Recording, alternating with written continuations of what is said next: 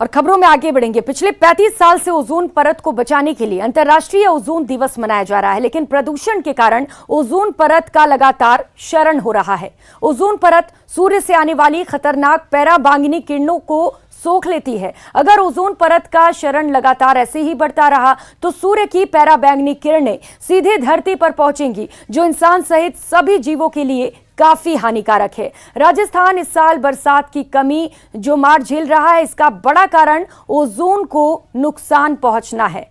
पेश है विश्व ओजोन संरक्षण दिवस पर यह खास रिपोर्ट।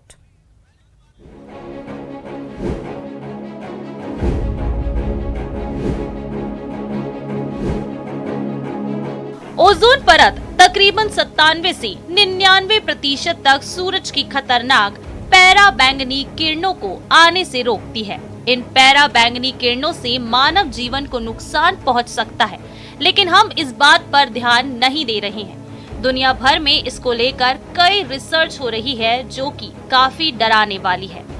पर्यावरणविदों का मानना है कि ओजोन परत को नुकसान होने से बचाने के लिए लोगों को जागरूक होना जरूरी है। राजस्थान में लोगों को जागरूक करने के लिए वन विभाग, पर्यावरण विभाग और प्रदूषण कंट्रोल बोर्ड की ओर से मिलकर कई कार्यक्रमों का आयोजन किया गया है।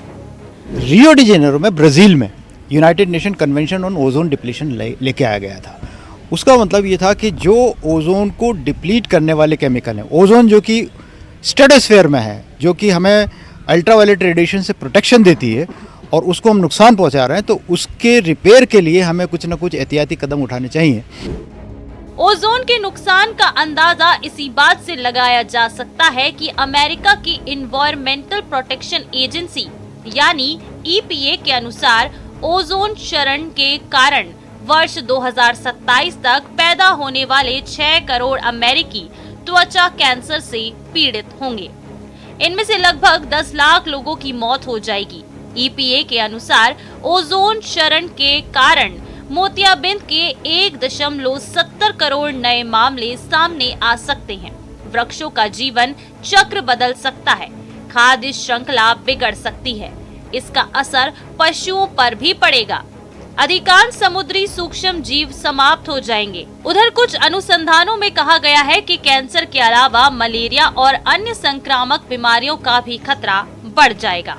जलवायु परिवर्तन पर अंतर्राष्ट्रीय समिति IPCC की हाल की रिपोर्ट में कहा गया है कि ओजोन क्षरण के कारण धरती का तापमान पिछले 100 सालों में 0.74% बढ़ गया है और इसका प्रभाव घातक है। ओजोन को नुकसान से ध्रुवों पर जमी बर्फ के पिघलने का भी है। अंटार्कटिका क्षेत्र में ओजोन में एक बड़ा छेद हो गया है। अंटार्कटिका क्षेत्र में बड़े हिमखंड हैं। यदि ये हिमखंड पिघलते हैं तो तटीय क्षेत्रों में बाढ़ सहित कई खतरे पैदा हो सकते हैं। ओजोन की चादर को तार-तार होने से बचाने के लिए क्लोरोफ्लोरोकार्बन यानी CFC के इस्तेमाल पर पूर्ण प्रतिबंध के अलावा फिलहाल और कोई रास्ता नहीं है। इसी बारे में जागरूकता फैलाने के लिए 16 सितंबर 1995 को संयुक्त राष्ट्र महासभा की पहल पर मॉन्ट्रियल प्रोटोकॉल पर 191 देशों ने सहमति जताई थी। प्रोटोकॉल के तहत सभी सदस्य देशों को CFC के उत्पादन और इस्तेमाल में कमी लाने के लिए अपने अपने स्तर पर उपाय करने थे।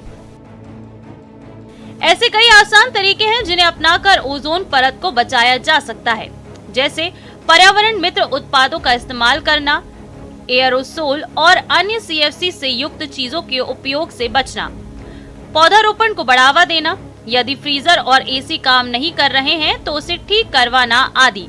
इस तरह की कई छोटी छोटी बातें हैं जिनका ध्यान रखकर ओजोन परत को बचाने में योगदान दिया जा सकता है। कि ये जितनी मैन मेड चीज़ें हैं जो कि हमारे वातावरण को ख़राब कर रही है, ओजोन को डिप्लीट कर रही है, उनको बचाने का सबसे बढ़िया तरीका ये है कि हम सरलता की ओर जाएं। हम अधिक संसाधनों का विदोहन नहीं करके सीमित जरूरी साधनों का ही इस्तेमाल करें। जो ओजोन क्षरण के सहायक केमिकल्स होते हैं, उसके बारे में अगर जानकारी नहीं होगी तो उसको अपन प्रयोग कैसे कम करेंगे। तो यहाँ ओजोन डिप्लीटिंग सब्सटेंसेस कौन कौन से हैं और अपन क्या कर सकते हैं, उसको बिल्कुल रोक तो नहीं सकते प्रयोग में लेने से, पर मिनिमल यूज़, कम से कम उसका प्रयोग करें।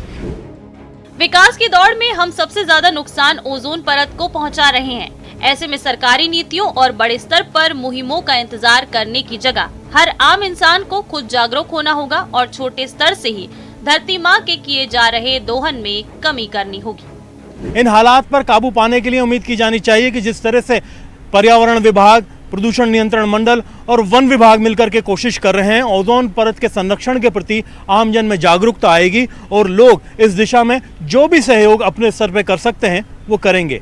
कैमरा पर्सन दिलीप चेची के साथ में अरबाज अहमद, न्यूज़ 18 के लिए जयपुर से।